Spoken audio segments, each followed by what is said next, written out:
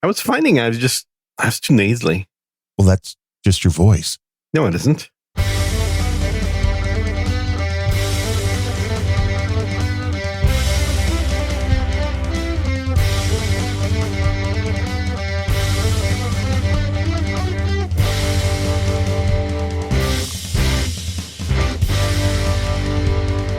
Hello and welcome to Unrelenting, episode number 56, January 13th, 2023. Oh my goodness. What a world we're living in, Gene. Crazy. I'm Darren O'Neill. He's Gene. He goes by Gene. He goes by Sir Gene. He's Sir Gene. Our buddy, the very first oligarch of the show, No Beret. He listened to my solo show and he said it was too deep. So I said, try Unrelenting. And he's like, I'm the very first oligarch. I'm like, and I replied then in Russian, yes, that's why it's funny. If you think Random Thoughts is too deep, Unrelenting is where you want to be. It's just a conversation. It is a conversation about nothing. Well, it's about stuff, but you never know what it's going to be about. Things. Sure. It could be about nuking your lemons in a blender, which I bought another bag of those this week. Nice. Got to get back on that train. Still on the lemon train. I haven't done lemons for about 2 months. I need to get back on. That's about the same here. And I'm like, I need to try it because I'm assuming it's actually healthy, but it's one of those, you fall out of these things. Mm-hmm. You have to get into the habit and then just make sure you do it. It's so inconvenient. Let me order my groceries real quick here. Oh, you're all organic, I'm sure. Well, now lemon, you just reminded me. That's why I've been forgetting to order. Add lemons to the list. Mm-hmm. Some good quality proteins. You got some beef right out there from the Beef Initiative, though. But I know you just buy it directly from Whole Foods or whatever you get. Well, that wouldn't be direct, would it? No. I do need to order some from the beef guys. My other co-host just ordered some, and he's been very, very happy with what he got. Raving about the beef. Did we ever talk about the tenderloin that I made for Christmas? No. Definitely a step up. Nice. We went with the highest grade possible at the local meat place. And while I will say I still enjoy the cheap stuff, it is the difference of what you would normally have for home consumption and more what you would expect to get in the nicer steakhouse. Yes. Not even a restaurant, because most restaurants don't buy the best. Now, when you go to the places out here, I love Gibson's. I know there's a bunch of good steakhouses in Chicago. But when you go to Gibson's, it's one of those things where you're like, I have a hard time creating the same taste at home. And I think part of that is because of their ovens. That's one of the things they always talk about, unless you tell me this is complete and utter bullshit. But part of their thing is like, well, their ovens are like 1,500 degrees. So it's the way that they kind of sear everything in and get it cooked the way, because at home, it's kind of hard unless you have something built in your backyard, like a Woodstone pizza oven or something. It's hard to get that kind of temperature. Yeah. Yeah. It's just really fast cooking. And it works. It seals everything in. Yeah. I mean, here's the thing. You can cook a really tasty piece of meat really slow, and you could cook it really fast, and everything in between. So it all depends on just what you do and how you cook it. But the temperature, once you cross over the 200 degrees ambient, or I think it was 220, it doesn't make a whole lot of difference. Well, I mean, it doesn't. It makes a huge difference if you combine the temperature and time. But you can have a super tasty piece of meat cooked at over 1,000 degrees. You can have a super tasty piece of meat cooked at 155 degrees. Yes, just for a little bit longer. For way longer, yeah. So, and I actually just did two fillets here, one yesterday and one the day before, and posted photos on No Agenda Social, asking people which one they preferred. They're like, send us a little bit in the mail. We got to taste these. Yeah, I got to taste it. That's what a lot of people's reply was. Well, once I taste it, I'll be able to tell you.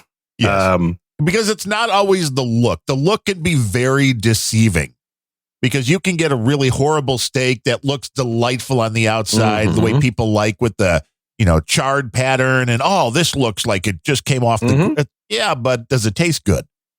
Right, exactly. And I typically, when I do fillets, the only thing I do is I just salt them. I don't use any other flavorings. You shouldn't have to. Every now and then I like a little cracked pepper, but salt and pepper you don't need to go more. I mean, I've played around with, and it's better for those lower cuts of meat. So if I get a cheap strip steak or something, throwing on the Gibson's, the rub that they sell, which has garlic and whatever else in there, that helps if you're going with the cheaper meat. But if you have a quality piece of meat, little bit of salt is fine. A little bit of salt and pepper, maybe a little bit of oil on the outside, and you're done. Yeah. It's, I just find that the taste of the meat is so light to begin with that it's really easy to completely overpower it. And then what's the point? Yes. Then you may as well just buy the cheap meat in the first place. Yeah. But no, it turned out really good. So the first way I did it is sort of my traditional way, which is on a skillet with butter. And that's a very tasty way to do it. And it gives you a very nice brown crust on the outside. Doesn't give you the little hash marks on there, the little crisscrosses of the grill marks. But again, that's usually a lie. Yeah. But it does taste very good because that butter on the outside does add a little bit to the flavor. So after telling you don't need anything but salt, but the butter actually, the fat actually does help. Yeah. And that one I cooked to 95 degrees on the inside, which is very good. And then the second one or the next day, I did it in the Kasori. Yes, I've had really good success with steaks in there. At 510 degrees for about 3 minutes per side. It just comes out perfect. And Ned's like, air frying a steak is wrong regardless of how good it is. Yeah, and I mean, poor people always say stuff like that. It's funny because it's kind of like saying, oh, yeah, the iPhone sucks. It's a horrible piece of shit. Yeah, it's $1,200. You can't afford one. Too bad. It works, and it's tasty. I mean, again, I wasn't sold until I tried it. And the air fryer for baked potatoes, oh my God, that is... Well, I honestly have to disagree there. I think the microwave is still superior for baked potatoes. No, because then the skin does not get crusty and crispy and good. Then you have a bad microwave. You need to upgrade your microwave. Wait, no, a microwave is not going to do the same thing. The microwave that I have, the skin is nice and crispy. That's weird. I've never had the skin come out good. Really? In a microwave. No. That's weird. Now in an air fryer, I like to take some olive oil and I rub the outside really good of the potato, and then I add a bunch of salt and pepper to it and put it in the air fryer for like 45 minutes. And then it's like you got a baked potato in like potato skins, you know? Yeah. So the only part of the potato that has flavor is the skin. The inside, if you do nothing to it, is flavorless. Yeah. That's why there's butter and sour cream and chives and cheese. Yeah. So the more shit you do to a potato, and I kind of prefer the bacon with the potatoes. Oh, well, comes of out course. real good. Chives, bacon. I mean, if you wrap your fillets in bacon, it's better too. A lot of things are better. I would disagree on the fillets, but a lot of other meats are absolutely better. Like I was at Fogo not too long ago. I need to go back there a lot more. I have like gift certificates from friends piling up for Fogo. I need to go utilize. You're not going out enough. I'm not. Maybe once a month. I need to start going out more frequently now, especially now that it's nice and cool here. It's like 60 degrees. It's perfect weather. Yeah. So at Fogo, they have one of my favorite things. They do a bacon wrapped chicken thing. A bacon wrapped chicken thing. Chicken breast, maybe? I don't know. I would hope so. Unless it's just like something chicken parts like they use for McNugget. It could be also chicken wrapped like leg or something, drumstick. Bacon wrapped drumstick. Well, I think it is a piece of chicken breast. But the thing is, when you and I know there's different recipes, so I'm generalizing here, but generally speaking, when you bacon wrap something, it isn't to have edible bacon on the outside. No. It is to seal in the juices with a nice fatty outer layer. Right. Like you were just saying with the butter, with the filet, this keeps fat around the meat the whole time it's cooking. Yeah. And so what I do is always, first step is to cut off the bacon, discard it, and then eat the actual meat part that was inside the bacon. Because the bacon's that, like, bacon wrapped around something does not make tasty bacon. No. Yeah, it's wet on the one side and crispy on the outside, and it's not a good flavor. So people, I think, sometimes assume that if it's brought to you in a combined way, you should eat the combo, and it's like, no, not really. You shouldn't be eating that combo. You can take the outside layer off and then eat the inside layer. But even bad bacon is pretty good bacon. I don't know. I like thick cut, crispy bacon. Oh yeah, well I do, and I've grown to be like, anything that's thin cut, I can't do it. Well, especially cooking it in the air fryer, because then it just like disappears. Yeah, it's gone. I like the stuff that takes about. You get pork rinds instead. Yeah. You know, if it doesn't take like 15 minutes at 350 degrees to cook, it's probably not thick enough. Yeah, although I do cook bacon at a higher temperature, I usually do it above 400. I have played around with a bunch of different settings, and if you have the time to do so, this is a case to where lower heat actually, I think, produces a better texture, but it does take a lot longer.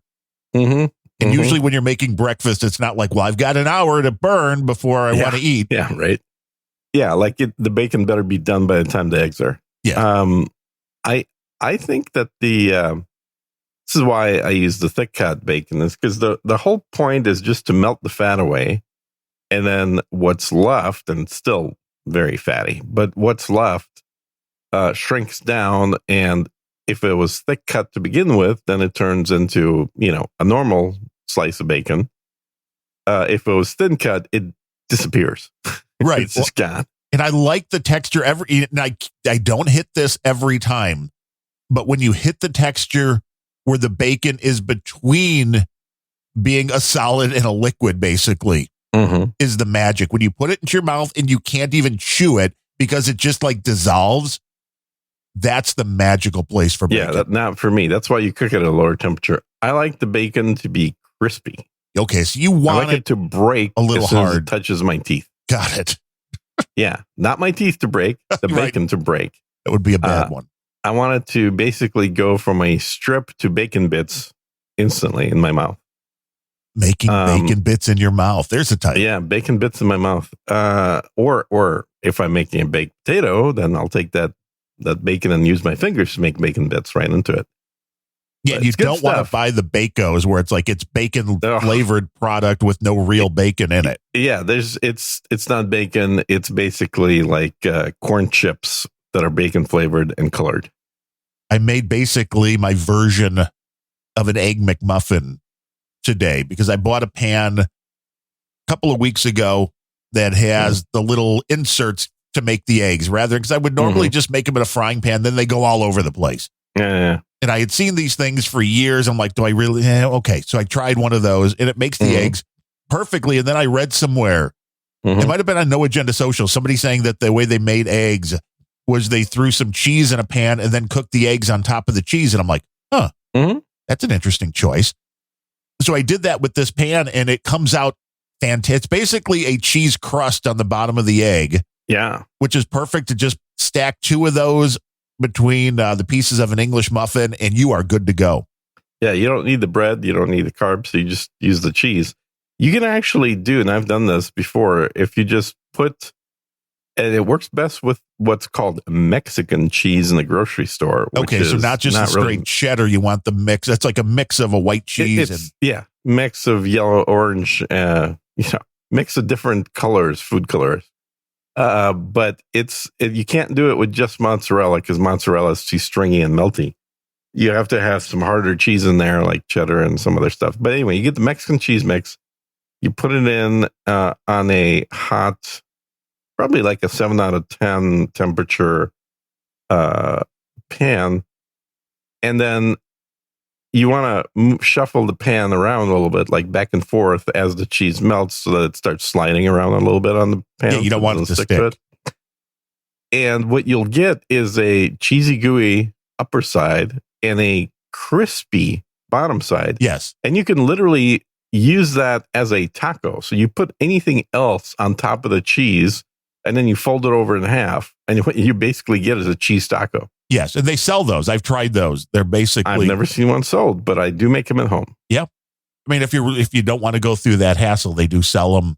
And you put them in the microwave enough just to barely melt them. And then they basically harden at that point. It's awesome. Yeah. But this was great because it takes the eggs. And for the English muffins, I went with the sourdough, so a little less of a carb hit than you've got to be careful with the white or the wheat ones, but a little sourdough. Your muffins are not white? They're sourdough, baby. Sourdough English muffins. That's crazy. They can't be sourdough because muffins don't use any yeast. They're sourdough English muffins, baking baby. Powder. They're not English muffins then. Well, or they're sourdough flavored with an artificial flavor. They're an English muffin from. Who are they made by? I'll tell you. They're probably fake flavor. Bayes makes them, and I think Aunt Millie's makes them as well. Sourdough English muffins. Look those up at your local grocery store. I mean, they may be a bastardized version of an English muffin, but they appear to be English muffins. They have that kind of a texture. Oh, if they have that texture, they're not sourdough. I'm telling you, English muffins are made it's a little softer, but it's in that vein. The English muffins, why I don't like them is because they don't use yeast. They use baking powder. You have a very particular palate. I do. And I'm surprised more people don't. They're like, no, I mean, we've tried this. People will eat anything. I mean, the people have grown up on fast food, which is, no bueno. Let's see, Bayes sourdough English muffins come pre-sliced in the tangy flavor and the tradition of classic sourdough. Yeah, in the tradition. Let's see, total carbohydrates, 26 grams. So, yeah, that's about probably right. I'm looking if they have a... So, sourdough, the definition of sourdough is cornstarch, fermented lactic acid, vinegar, and corn flour. That is what they're calling sourdough. It is literally sour dough, sour because of the vinegar in it. Yes, and of course this does have yeast. That's not sourdough. It's sourdough-like. Enriched bleach wheat flour. That sounds good. Riboflavin, vitamin B2, folic acid, water, yeast, cornmeal. Yeah. Keep going. Where it defines what sourdough is. And I don't know what kind of crazy person can redefine a term that already has a definition like sourdough, which is a natural out of thin air yeast that is prevalent just floating around where you live. It's what sourdough actually is. And they're defining sourdough as cornstarch, fermented lactic acid, which is basically fermented milk, vinegar, and corn flour. None of those things are sourdough. Well, yeah, the minute you have in the tradition of classic sourdough, then yes, that's not actually made out of sourdough. It is sourdough flavored. That's what they're doing, is they're trying to recreate the flavor of sourdough. Sourdough. Give me some sourdough, baby. That's right. Yeah, that's nuts. I love sourdough. I'm trying to avoid carbs right now. I'm trying to. Well, sourdough is a little better for you than the any other type of bread. I believe it's a lower. I don't think it's any better for you, dude. It's just got more gluten. That's all. It's a lower hit on your glycemic index. Are you sure about that? That's what I've read. I mean, it could all be lies. I don't know. It was probably on the internet. Yeah. I mean, I think it's probably lies. Yeah. Welcome. I'm gonna go with lies as a default answer. Thank you. Hey, we've been. I heard from a buddy of mine who, for the first time, listened to our podcast and said, "Why?" Yeah, well, and that's, I think, because another buddy of mine kind of told them, "Oh, hey, you should check this out. Listen to it." And he called Unrelenting, aka the No Facts Checked podcast. No fact. Well, we are fact check free. Yeah, exactly. And then I didn't deny that at all. I said, yeah. Well, it's a podcast about nothing and everything. Yes, it's just an off the cuff conversation. Mm-hmm. You never know what you're going to get. Might hear about food. Might hear about Jordan Peterson versus Canada. Yeah, well, that's the stuff going on here is crazy in the United States. What's going on in Canada is multiplied. Oh, they're the canary, man. They want to send him over to be reprogrammed, which is that should scare the hell out of everybody. Probably the most famous Canadian of all time, they want to send to get reprogrammed. Because he's saying things they don't like. Yes, because he's doing things like retweeting a tweet from the Conservative Party in Canada. Not that there's really one. It's what we would call a Democrat Party down here. They refer to as the Conservative Party because the country's run by literal socialists. Well, again, so their conservative is like the Democrats. They pretend they're giving you a choice, and there's really the choices between liberal and really, really liberal. Yeah. Well, kind of like here, the choices between the Uniparty and the Uniparty. Yeah, y'all end up with the same thing. There's no freaking difference there. Well, there's 20 people in Congress in the House side that are actually in a different party. Literally everybody else is in the same party. They do seem to go in lockstep, although there's been some just bizarre stuff with what the House has already been done, and the Democrats having no problem coming out with, no, we hate babies. This law. They've always hated babies. I know, but they're making it more and more clear when they voted against the law that said, well, if they're trying to abort a baby, but it's not working and the baby's born, that you have to give it medical care. That was the bill. Every Democrat in the House voted against that. Yeah. Well, I've often advocated for abortion up through the 36th month. So I'm really, I guess I'm on the other extreme. I thought you're moving towards like the 18th year, somewhere in that range. Well, I don't like annoying children. You know, I like children that are that have the grasp of the language. Then you can communicate with them, and then they're becoming a little more interesting. But the ones that just don't speak in full sentences, I just wow.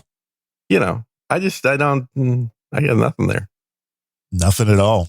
Nah, nothing. It's just a weird thing to hang your hat on. That is the way I look at it. Of all the things that I hang my hand on, you think that's the weirdest? No, I mean for the Democrats. For you, I know there's way weirder stuff going on. Yeah, exactly. Exactly. Way weirder stuff. I found out. Now, in Canada, they're actually aborting adults now because they're encouraging people to commit suicide. Yeah, they're encouraging and offering the services. Yes. The country that encourages and offers the services of suicide has problems with Jordan Peterson quoting tweets. Well, it shows you where the mentality in those countries are. I don't know. I would much rather live in a country that respects life rather than, you're a little depressed. We'll just let you die. We'll help you die. I don't understand that. Yeah, because I fully think that a person should always have the choice of whether or not they want to continue living. It's if you're not allowed to commit suicide, then you're not really, you don't own your own body like somebody else does, like the government. However, I do have a problem with the government using suicide as a form of medical treatment. Yes. Oh, you've got a fever? Okay, come on in. We'll put you to sleep. And the reality is, suicide's always been there for people that want to do it. Everybody's Yeah, I think so. What are you watching in the background now? I was trying to flip to a different tab in my browser. Sorry about that. That's always a problem. Any website that automatically plays audio, I want to kill. That goddamn Timcast. I hate that guy. I know you do. Tell him to take that beanie and shove it right up his arse. I'm curious. What is it about Tim that seems to turn so many people off in with demographics of No Agenda Social? Because I ran a poll recently. I think you probably saw about political affiliation. I believe so. I don't know if I saw the results though.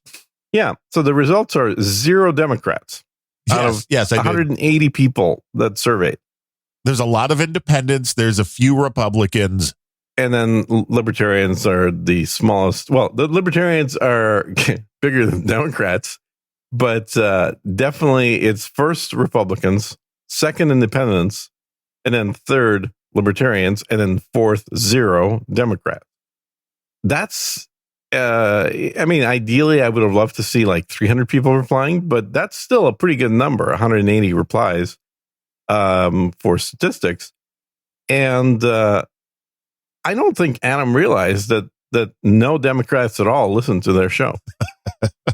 But not just, you can't go by that one little can. poll. That's what a poll is. No, absolutely you can. Well, that's what they do, but that doesn't mean it's reality.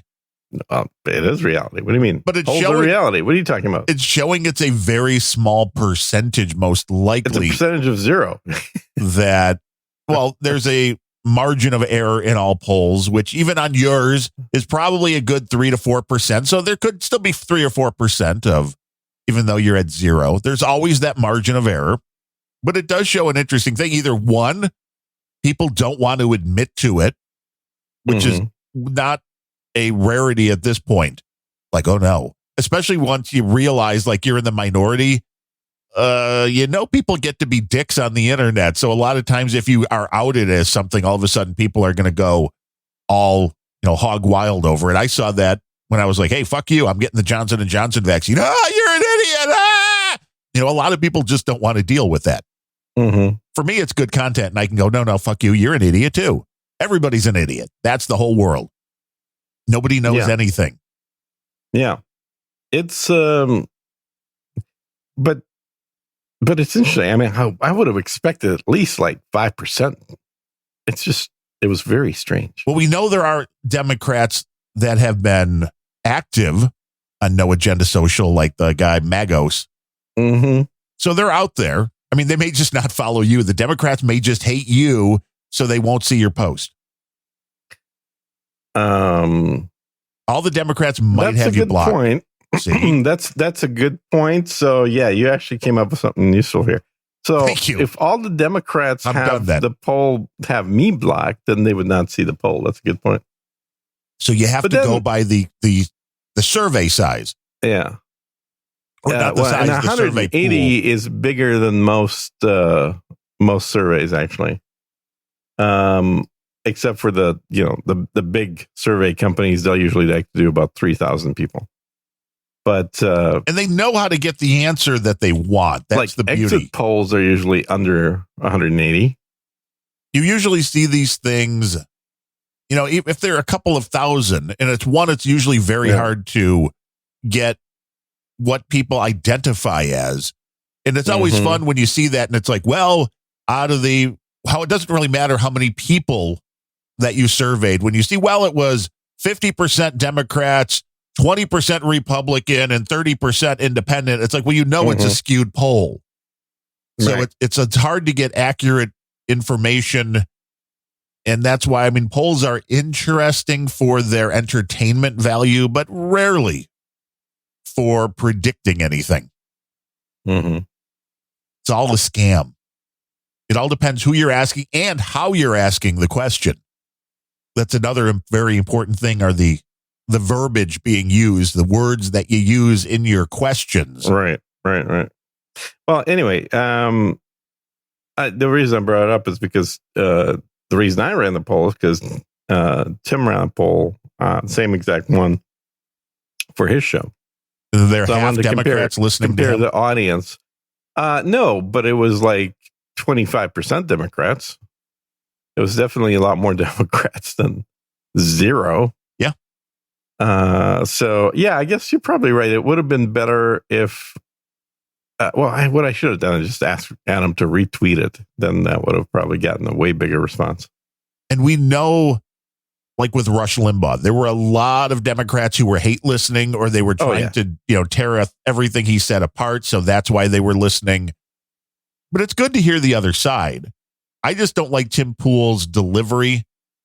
And so for that, it makes it harder. And there's everybody, I think, has got somebody that's like that. Yeah, and I'm trying to understand why, because this is something that is like, you're not the only one. Like a lot of people on No Agenda Social, but neither are most people. A lot of people on No Agenda Social just really, and whenever I mention Tim Pool, it always has to go to some insult that has nothing to do with the information. Oh, the pool boy. Oh, the beanie guy. Oh, the skateboard dude. It's like, he's a multimillionaire who is self-made, unlike the rest of you fuckers. And he is doing good by talking about and bringing guests in that nobody else is. Except maybe Joe Rogan. He's the new... But at this point, Joe Rogan's the sellout. Tim Pool's the actual guy doing the work. Doing the... See? Did I offend somebody by calling Rogan a sellout? Oh, my God. Not me, but I mean, somebody... Not you, but I know some people will be offended because he is. And I don't blame the guy. I mean, dude, for that much money, I'd fucking sell out in a heartbeat. Yeah. But you can't also take the money and deny that you're sellout. If anybody thinks his show hasn't changed, you're not listening. Because if you listen to the last, let's say, well, they were in negotiations for the last like 50 episodes before he switched, but go back a year before he went to Spotify and compare a random 3 or 4 shows from that year with a random 3 or 4 shows from post Spotify. If you don't see or hear a difference, you're not listening. And I haven't listened or watched enough to tell you, but it was obvious by the amount of episodes that disappeared that there was a change. You can't deny that. And I don't know if any of those people have ever been allowed back on. Like, I think he did. Was there a Rogan with Alex Jones recently? Did he have him back on? I don't think so. I don't know. Maybe there was, and I missed it, but I don't recall Alex talking about that. Because a bunch of these things that just disappeared shows you that... And they've both been on Tim Pool's show. Oh, the pool boy, the beanie boy. Yeah, exactly. Right. I just don't see... I just don't understand where's that knee-jerk reaction coming from? Because, at first I thought, well, they probably, because everybody's saying that, is in their 50s and 60s, and he's younger, and he talks about skating. Tim's going to be 40 in just a few years. I think a big part of it is he makes it way too obvious, at least from what I've seen. You've seen more, so correct me if I'm wrong, but he makes it way too obvious that he's getting his information just by reading news sites on the internet, which is how we all get our information. Everybody does. Yeah, exactly. But that's, to me, this is why it makes it very much worthless. And it's actually not even true saying that. It seems that way, but here's the thing. Tim started his own news company, which employs actual reporters that do investigative reporting so that he can just simply use them as a source. But I want to know what they're actually doing nobody in the else is doing reporting that. field. What has he brought out that has been breaking news? That's an overused term, but what has he broke that nobody else has? What has he had on his news organization first that wasn't taken from another news organization? Oh, there's a ton. There's a ton of stuff. What's the name of their site? It's I don't go on their news site because I just enjoy the you just want to hear the dulcet tones of the pool boy talking to you for hours. It's not even dulcet tones. He's got certainly some things he can improve, but in general, the content of what he says is spot on. And that's the part that I understand. People are like, they don't like, it's like saying, I don't like the package that food comes in. Yeah, but it's really good food. Yeah, but I just don't like the package. Okay. No, I understand that. But it's the mentality. There was a guy on Twitter that responded to my reposting of the latest No Agenda episode who said that Adam and John are low info, not spending enough time on Twitter before hopping on the air. And I'm like, you idiot. Hopping on Twitter? Like you think Twitter is where you're going to get accurate information about what's going on in the world? I mean, it's hilarious. But that's the mentality of a lot of people.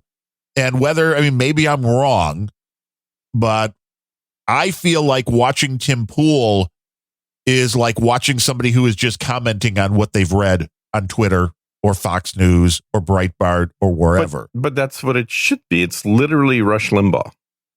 Yeah, but Rush was actually interesting. Maybe that's the difference. Maybe it is just the way the whole thing was, the personality. Maybe as simple as that.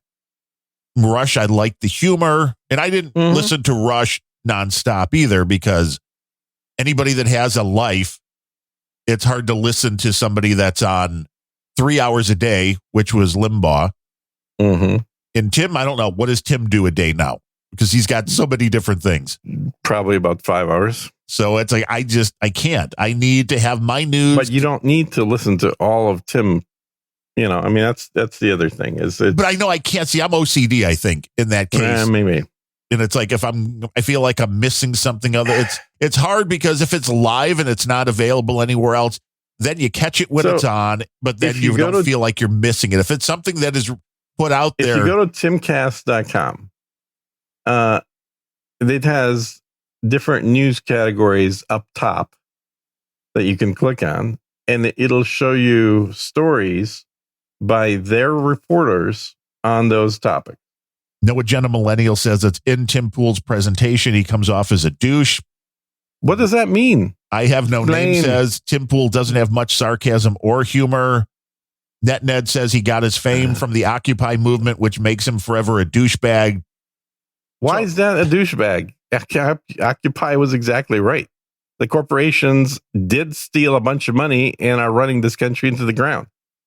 How's that a douchebag? The Occupy position is literally the position of the 20 members in Congress that actually are doing something. I don't know. I'm just reporting to you live. I agree. I appreciate you reporting live, but that's what I'm trying to understand is what's going on here? Why are people like, how did they end up being No Agenda listeners when they're statists? Occupy was a front, says NetNed. I have no name, says I used to watch. Occupy was not a front. Occupy was stoned. Occupy started off as absolutely the real deal. And then the woke came in and took it over. And that was about a week afterwards. Too much of the same story. And I think that is what I've heard too from people, even in regards to No Agenda, especially when the COVID stuff was, and still is, a pretty big part of it. And I think there's a certain point where people, if they're checking out on a subject, and I think that happened to people on the Democrat side as well. There was only a small amount of the people that follow politics on the Democrat side, as far as just your average citizen, that really wanted to hear the negative Trump stuff all the time. You know, and that got to be tiresome. And I think that's a big part of it. Gets old. That's why we don't talk about Ukraine all the time. Right, because you can't keep beating the same dead horse over no. and over. No, but again, so maybe this will tell you why I do like what Tim's doing.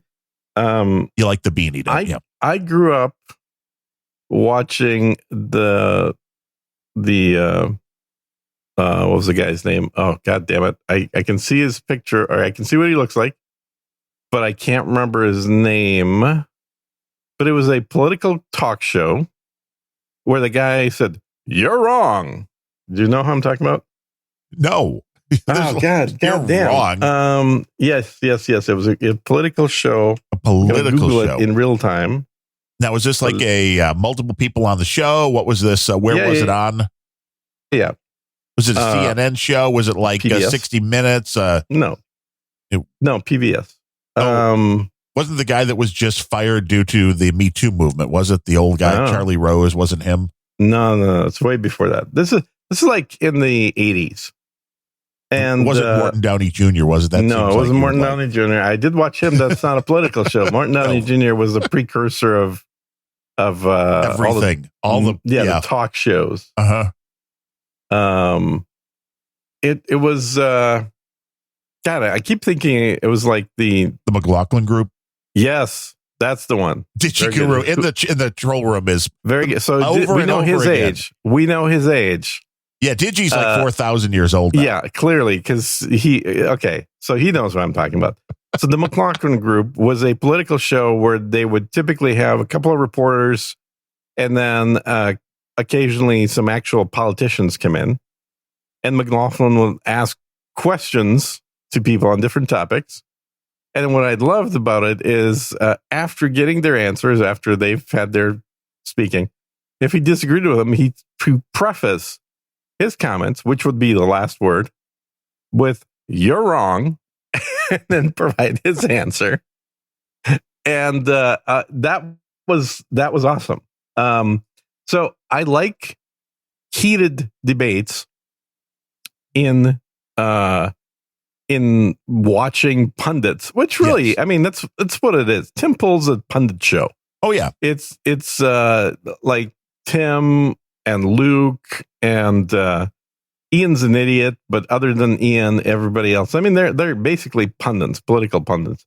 And then they have a different guest every time, and sometimes those guests are actual politicians, and sometimes they're not politicians, but they're somebody that's deep into politics. So it's fun seeing what different people will say. But like they had just the other day, they had the gal that started Gays Against Groomers, or Gays Against Grooming, or Gays Against Groomers. Probably groomers. Yeah, something like that. Then the leftists didn't like that. Oh, no, of course not. But the I had to comment on there. It's like, this is a perfect example of a strong, independent woman. This is what Hollywood's been trying to get us to actually follow. She's gay, and she's not a man hater. Well, how dare she? And she is a pedophile hater. Amazing. Can gay people have opinions like that? Is it allowed? Is it allowed for gay people to hate pedophiles and not hate men? You know, the concept of having a good debate on a show used to be the norm. And I think that was one thing back when he was on Fox that Bill O'Reilly did very well, which is now nearly impossible because when he runs his own network, his own show, you can't get the same guests. It used to be because Fox had so many viewers that the people on the other side would come on to argue their point in just the hopes that they would reach somebody. Now, nobody seemingly wants to talk to anybody on the other side. So it's great when that can happen no matter where it is. It's getting way more rare than it should be because there's no way you're going to get to an answer or a country that can actually function if you can't sit down and have the arguments and say, well, here's what we want to do. Here's what we want to do. Explain why and come to a consensus, because that's how it used to be. Right. But not anymore. No, everybody pretty much down the line votes in a party line, and that's bad for everybody. Yeah. The party line is still picked by somebody. And you have to look at who that is. That's why I called the Uniparty what we have right now. Because there's no real difference between the Democrats and the Republicans. There's a arbitrary pretend difference, but if you look at what actually gets passed, 90% of it are things not good for the American people. Aside from the $100 billion going to Ukraine out of U.S. taxpayers' money, and it's not even going to Ukraine, it's basically going to U.S. military manufacturers.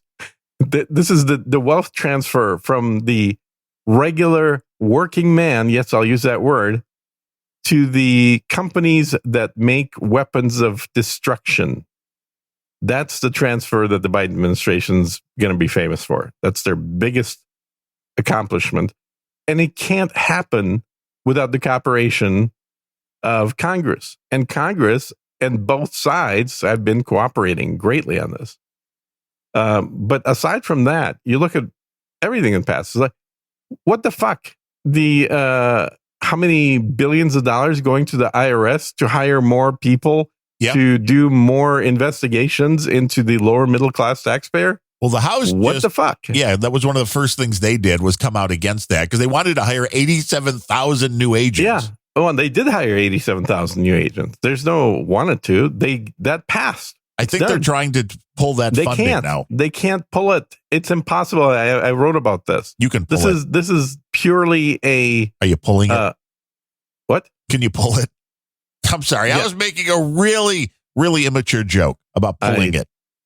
Yeah, I don't know what you're talking about. So the point of the funding is it passed, and right now it's purely virtue signaling, saying we're gonna have a bill that pulls the funding out of there. Okay, well that's great, but that's literally a slim majority in the House. Senate already passed the other one. They're not going to agree to limit it. The president already signed the other one. He's not going to sign the pulling bill. So it's a joke. Nothing else going to change. That money's already been approved. It already went there.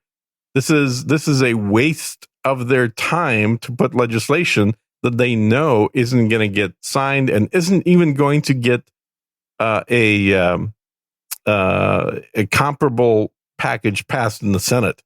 It is literally a waste of their time to do, other than for virtue signaling, which is what they're using it for. Well, is it pure virtue signaling? Is it virtue signaling, or is it trying to get votes in the next election? Signaling. You know, you look at the House that is literally the definition of virtue signaling. The House coming out, I mean, you saw the House passed a bill to abolish the IRS entirely. Yeah, and again, virtue signaling. This is a waste of time. This accomplishes nothing. Oh, but it does. It does not. It's not a single thing. It doesn't accomplish anything on the government level. But it's an interesting thing to then be able to put in your ads the next time something rolls around for an election. That is literally what virtue signaling is. But that's what everybody does to get votes. This is and I don't think it's virtue signaling because they're not like we're doing it because we're virtuous. They're doing it with like, well, here's our idea. And if it was up to us, we wouldn't even have the IRS. The Democrats love taking your money. Virtue signaling. Virtue signaling doesn't mean Democrats only doing it. Virtue signaling means... You're not doing it to be virtuous, though. No, you are doing it to be virtuous because the virtue is the appeal to your constituents. That is what being virtuous means. No, but you think Democrats... No, it is. That is the same definition. Do you think the Democrats actually are being virtuous when they do the shit they do? When they're like, oh, we're helping Ukraine and we're helping the poor, unemployed, and that's pretending to be virtuous. Saying we're getting rid of the IRS is not a virtue thing. No, it is. It's the exact same thing. It's just from the other side, buddy. No, but it's totally different. It's not. It is identical. It is doing something that doesn't result in the thing that you're pretending to be doing. That's not what virtue signaling means. It is. That's not pandering to your base. It's a different thing. Pandering to your base hairs that is what virtue signaling is. It is pandering to your base for politicians. If you're not a politician, then virtue signaling is pandering to your friends. It is literally pandering. Pandering by saying, oh, look at this great thing I did. How awesome am I? Virtue signaling, though, is limited in scope to things that are racial justice. No, it's not. Not at all. No, it's not. No. That's the way I would see the definition. That is okay. That's fine, but that's like the Republican definition of virtue signaling. It's not the real definition of it. Virtue signaling is doing anything. Just having a different point of view is not virtue signaling. Here's the thing. The point of view, here's the difference, right? So virtue signaling is doing something to demonstrate how good and right you are to the people that you're targeting, which to the Democrats are the Democrats, to the Republicans are the Republicans. Actually doing something good is different from virtue signaling, because you're actually accomplishing things that are good for that group. when the Democrats do virtue signaling, they're not actually helping all these minorities that they're pretending to help, are they? Unrelenting semantics, says the Reverend Dr. Pfeiffer in the troll room. Yes, it is semantics, but semantics matter because we're living in an age of invented definitions. But there's a difference between just having your party platform and being virtue signaling. So if your party platform is not abolish the IRS. The party platform does not include. For a while. The Republicans for a while have wanted to gut the IRS. It's not something new.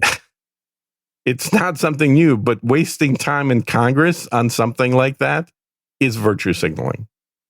I don't buy that it's virtue signaling. I buy that it's here's our platform. Wrong. Luckily, I get to edit the episode. So luckily, you're too lazy to actually edit anything, and you just want to post it. Right, well, that's better. It's way better. Although here, let me go. You're wrong. Now I just take that clip and I can put that after everything you said in the episode. Yeah, you could if you weren't lazy. But I might be able to be automated because I could just search for when your voice stops. I can definitely do it in the software I use. I can totally automatically replace the script. And the script will totally let you do that. Yeah, what you saw. You can do a search and a replace and just replace that. Right. You're wrong. You're wrong. You're wrong. That would be fantastic. Yeah. I do want to clip the McLaughlin "You're wrong" because it's very powerful. So I've actually pulled up one of his episodes, and I think I'll do that after the end of our recording. So I'll go through and try and make a clip of his "You're wrong," which was just great. And I need to send you a copy of that as well. I saw this the other day. Search for it yourself. And then Agenda talked about it yesterday. The fact that Microsoft is now claiming, and we've talked about this because of the Descript and because of the deep fakes and that they're now claiming all it takes is 3 seconds of somebody's voice for them to be able to recreate it with inflections and everything else. I think that's bullshit. I'd love to see it to believe it. Yes. You'd have to hear it to know if it sounds legit. With all of these AI things that are coming out, all I'll say is that there's a lot of voice actors who are probably shitting themselves at this moment. If technology is there. Voice actors, musicians, artists, anybody who doesn't do a real job, all these people are shitting themselves. Well, for voice actors especially, there's a lot of work out there. If you've ever wondered how all of these audiobooks are made, and a lot of these books barely sell in a physical form. They barely sell in their paper form. It's like, well, you go, well, how? Tell me about it. If you're going to write a book, like Sir Gene's books, you have multiple books. I do. If you wanted them turned into audiobooks, it takes a lot of time. So I've looked at this, and the estimates I've got were that it's probably somewhere between 1,000 on the cheap side and 5,000 on the more expensive side to have a voice dude read my book. And then I talked to another buddy of mine who just got his done. And apparently he bid it out on one of those sites that lets you bid stuff out. And he's got his whole book done for about $200. How? Because desperate voice actor will read the whole thing for $200. Yeah, pretty much. It's like you're down to they're bidding against each other, right? They're bidding against each other. So they provide a sample. They read like a paragraph, and then they give you the price per hour that they're willing to do it on. It's down to $20 an hour. Nice. Well, I mean, nice, or it's turning people into basically minimum income slave wage earners that used to be a much better paying job. Well, they used to make over $100 an hour. Yes, unless you want that better voice. If you want that, well, this is I was shocked at how good the voice was, man. Really? I was shocked. I was like, well, this has got to be some college student or some shit. Nope. This is a guy that's done multiple books. Sounds really good. A little bit. My only complaint, the speed was a little slow. I would accelerate it by 150%. You got to speeds it. Other than that, I should get that speed reader guy. You remember from the ads in the 80s, the guy that used to... Well, like especially for the end of the drug ads, you got to talk really fast. Yeah, get one of those guys to just read the whole book. That'd be great. But if they can take somebody's voice and get to the point that it is completely non-distinguishable for the average person to hear that it's a computerized thing, I don't think they're there. I don't really either. Don't. And the AI in this case that would be interesting would be able to understand where the emphasis and where the emotion needs to come in more than anything else. Now, the AIs that are controlling those voices do a much better job when they know what they're talking about. If it's just a voice reading text, it's a lot harder for that voice to do. Now, I've bought a number of voices, I think about 7, all said and done. And for, computer text-to-speech stuff. And there are some that sound better than others. My favorites 2 are actually, one of them is a Scottish male voice. Nice. Yeah. And then the other one is a British female. And those 2 are probably the most realistic sounding that I've got, that I've bought of any. And I've listened to hundreds of these voices, but also I'm trying to do it locally and not just Google Voice and Microsoft Voice and whatever the hell they're called, their actual brand names. But there's a bunch of everybody wants you to just do it through online now. It's like, no, dude, I want to be able to have voices when I'm not plugged in. Like this is not a benefit that you are required to be connected to the internet just to use a frickin' voice product.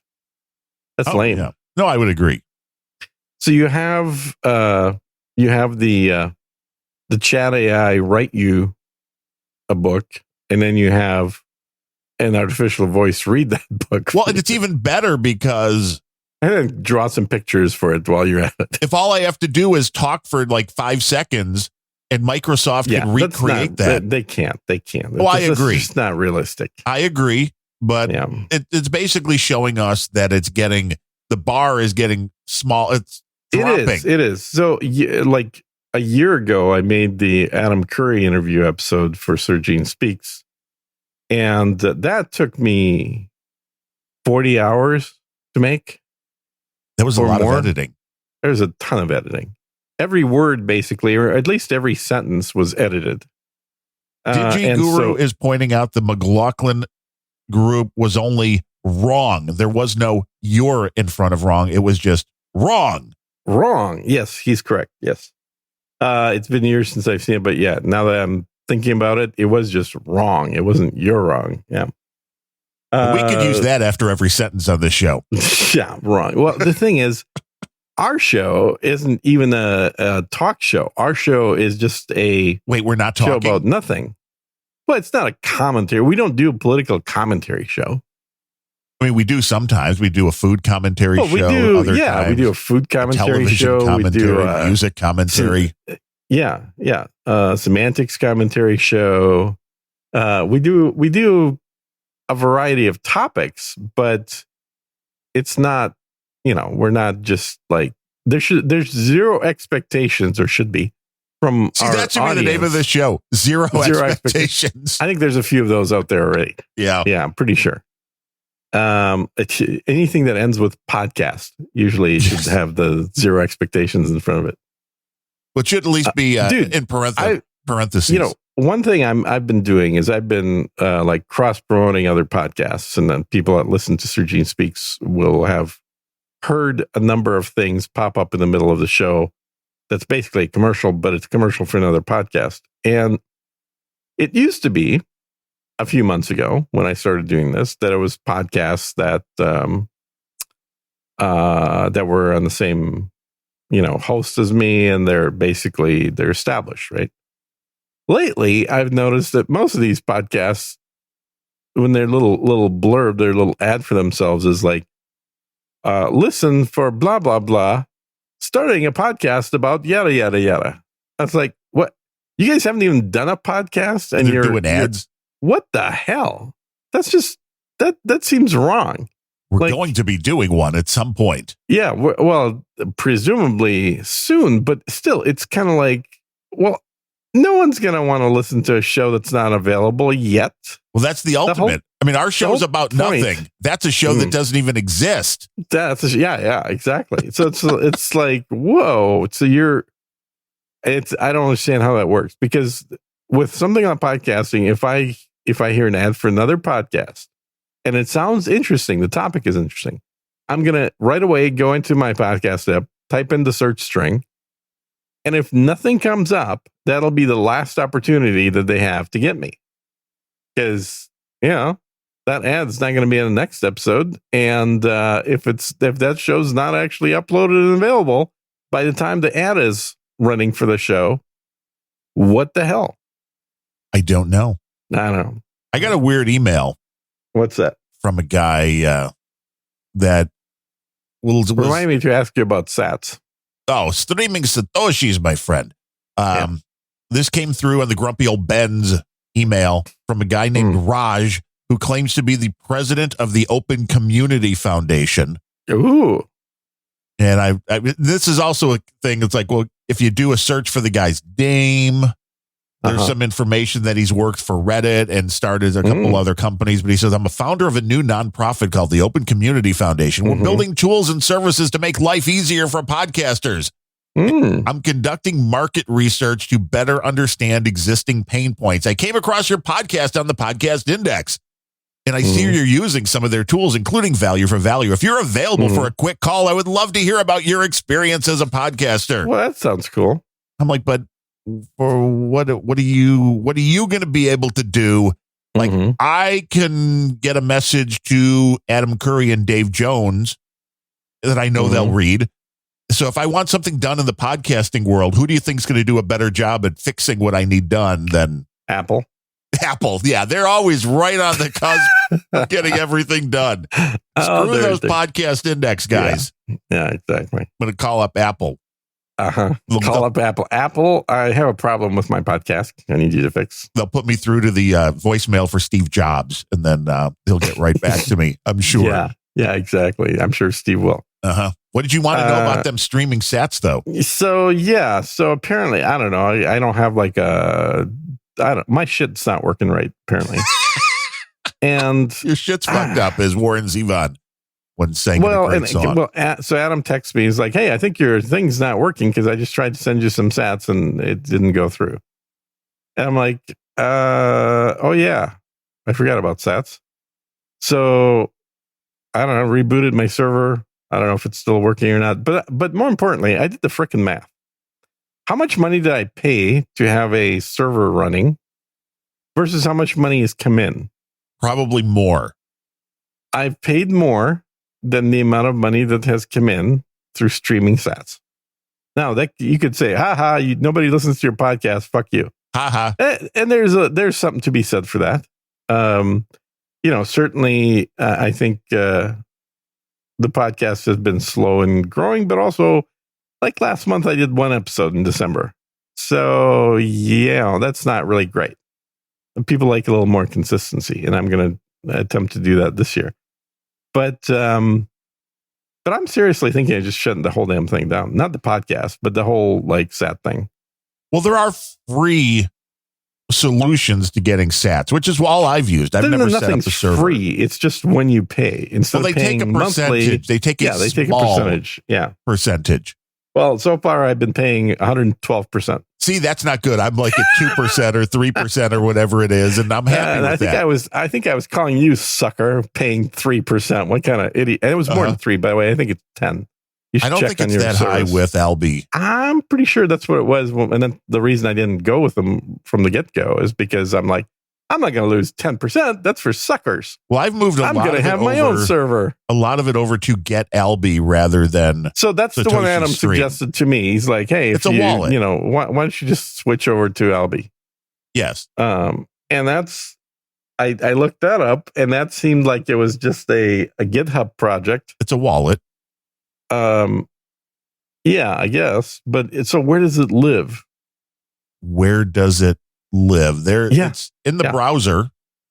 It lives in the browser. It's a browser wallet. So your computer wallet, crashes, you lose everything. If you can then recreate. It's very much like any other crypto wallet, which is you have a phrase that will be able to recreate that. So if you do have a but see, massive this is what I failure- like about having a server running somewhere else other than the cost of it. But if your server then crashes, then you get no sats. Well, the server can't crash because it's run on Amazon, so it ain't going anywhere. Oh, it's Amazon. It can crash. Trust me. No, it can't.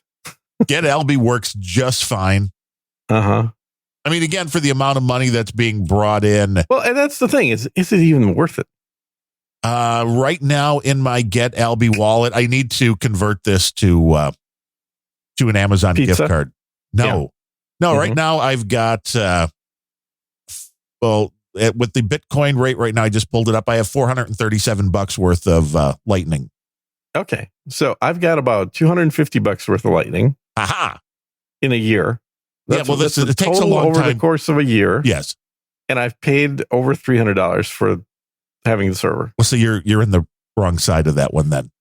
I am, but I'm also like, okay, so I've learned a little bit about it. I've set up this server. I've kind of understood how it works. I've shuffled money back and forth. You pay transaction fees every time you do that. I don't ask for donations. Is it even worth it? Should I just shut it down? Just go back to being podcasting 1.0? Well, having it there I doesn't. mean, Adam would be pissed, obviously, but not. He wouldn't. He doesn't give a shit. He doesn't give a shit what I do. It's not Who cares? going. I don't think there's anybody. Well, the quick answer to this is I don't think there is anybody who would want to donate money to you that would be like, well, exactly. you That's don't have exactly this, right. so I'm not doing it. Yeah, exactly right. And the whole, like streaming thing, I think only one person on my podcast that listens to my podcast actually uses a Podcasting 2.0 app. Because This is the problem. Every episode that I have, I see what appears to be 8 sats per minute. That's about coming right. in. Like a penny a minute, right? Yeah, it's way less than a penny. It's about a 32nd of a penny per minute. And that comes in for the duration of about 2 hours and then stops. And so there's literally one person that's using a Podcasting 2.0 app and like 700 people that are using regular apps that don't do streaming sats, or they've turned it off, which is actually harder to do.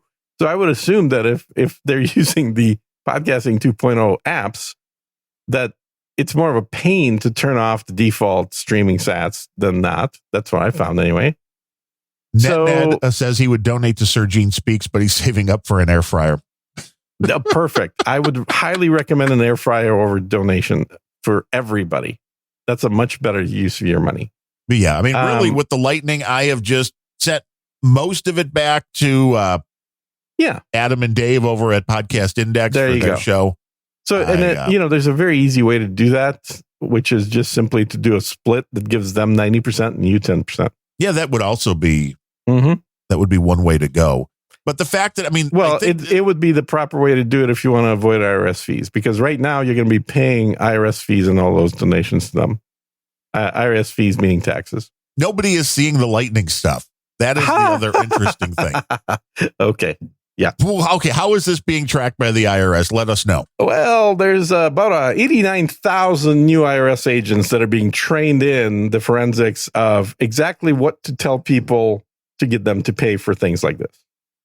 Yeah, but there's no way to track the Monero. I mean, if you have so it looks like you have some accounts that you have not listed on your IRS form 36-15B. But the accounts aren't attached to your name. I mean, that's the other oddity with. But you don't go to jail for having an account attached or unattached. You go to jail for lying to the government. But they have to be able to prove that you don't have what you got. They do have to be able to prove it. And you not providing data they're requesting is actually enough to arrest you. Well, and being the amounts are so low at this point. How do they know that? They're going to assume you're doing millions. Right, because there's nobody doing millions. Well, hold on. You're a full-time podcaster. You've got to be doing at least $50,000 a year. You would think, but no. Well, no. Prove it. I think I guess you'll have to show them your accounts to prove it. If I'm not wrong, like last year among all the shows was like $10,000.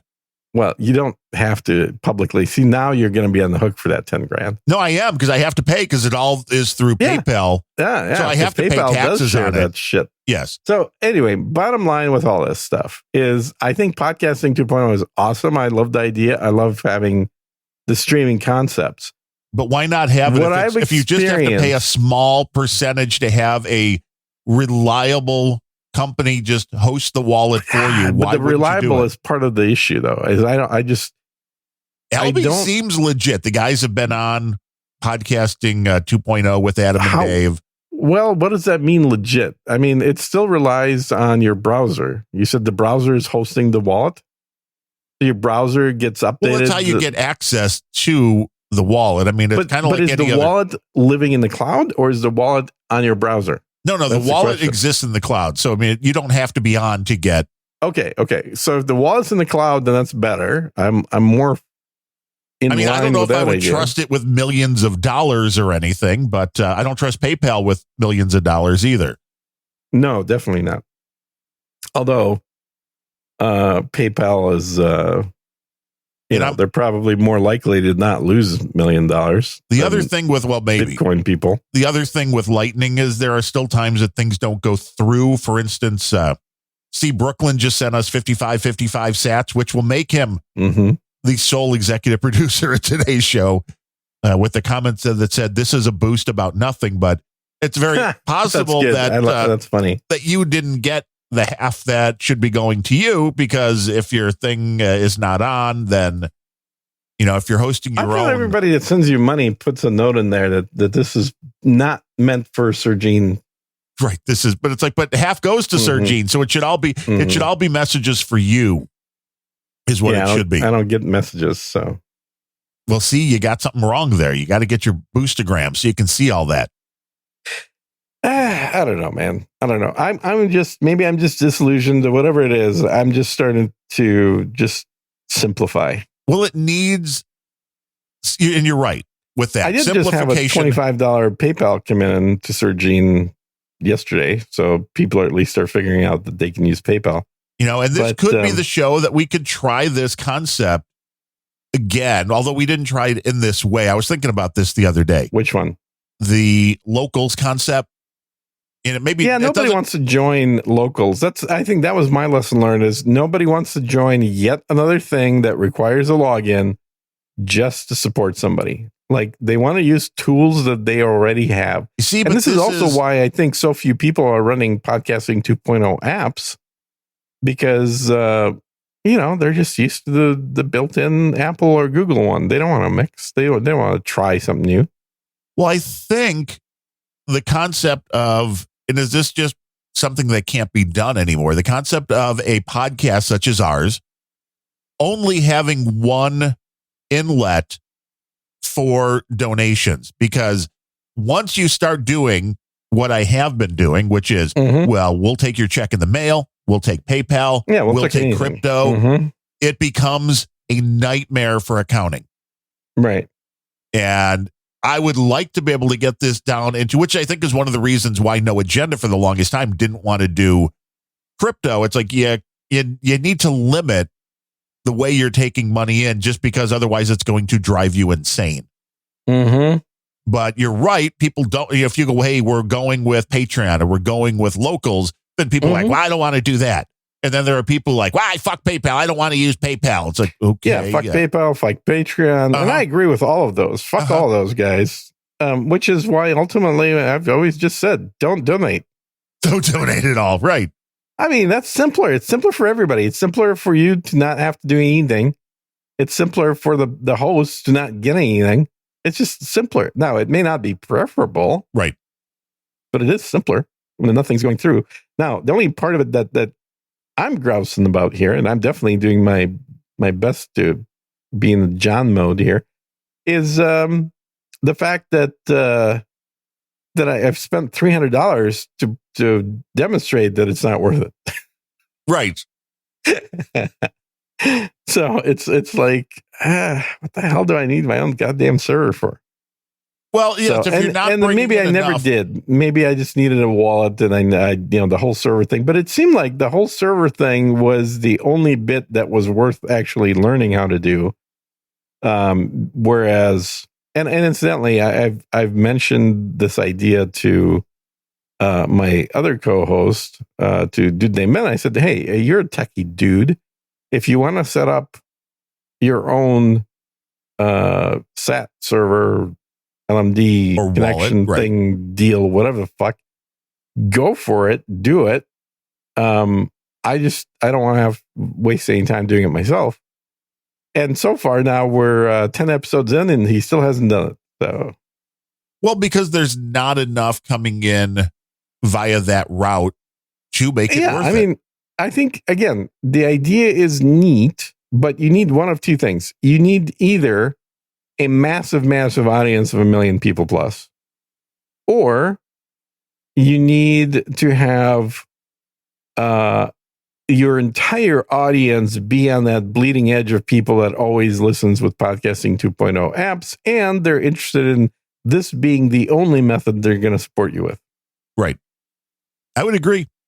It's not something that is, again, it sounds like I got a lot in the Satoshis, but it's because it has been, I'd have to look when this was set up. I mean, it's been a long time now since we've been accepting the streaming sat. So it's probably is like $400 or $500 in a year's time plus. So if you're paying a monthly nut to take that in, it's like, that's no good. So I see somebody just sent 2750 sats to my account. See, so that came in. That was Brooklyn. Yeah, that was half of that. So apparently my thing is still working. Yay! Your thing's working. But before that, I have I'll tell you, like yesterday, I got 20 sats. Woo! January 5th, I got 80 sats. Yeah, that's not worthy of paying January for. January 6th, I got 60 sats. January 4th, I got 3,180 sats. Well, that's because I closed the channel. That's not real sats coming in. That's just sats that were already in becoming my sats. Right. And then before that, there's a 2 hours worth of 10 sats per minute. So 2 hours, whatever that comes out to. Before that, 165 sats on the, and this is going back to November. So I didn't get any sats all through December, but maybe my server was down. I don't know.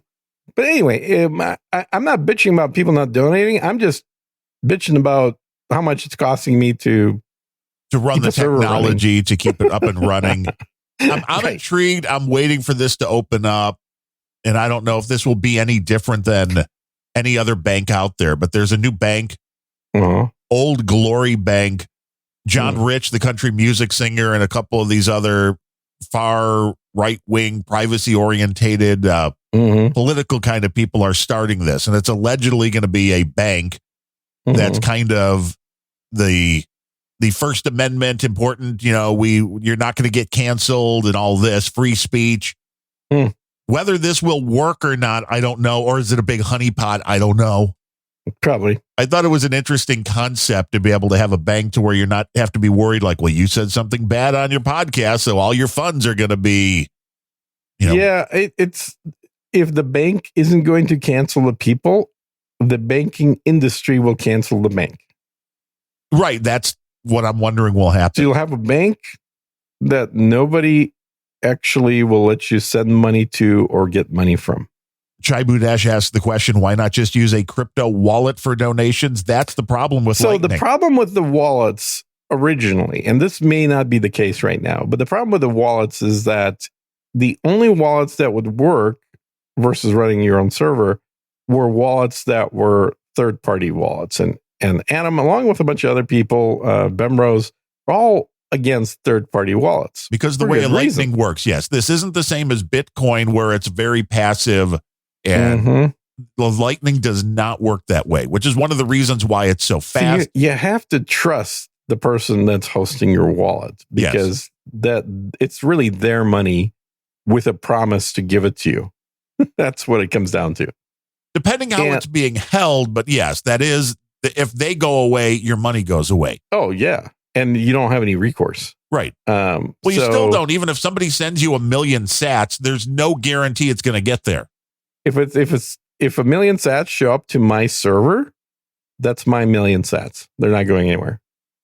Correct. But if somebody sends 1 million sats server, and your server is not there, well, that may never show up. Just bounces back. I mean, they get a transaction decline. they don't lose their money, is what I'm saying. But if it's a hosted third party wallet, and they could send their money, so they're out the money, but you may never actually be able to do anything with it. But the Lightning wallets are a little different than all of the other crypto, because when I take Monero, all I have to do is load up the Monero app every month, and the money will be there or not. It doesn't matter if it's online. The same thing because it's on the chain, and if it's on the chain, it's just a matter of looks like somebody sent me something 2 weeks ago. It's part of that chain block, and now it's mine. Right. Where Lightning, you need to have a node. It's a live connection. Has to have a live connection up 24/7, and that's the rub.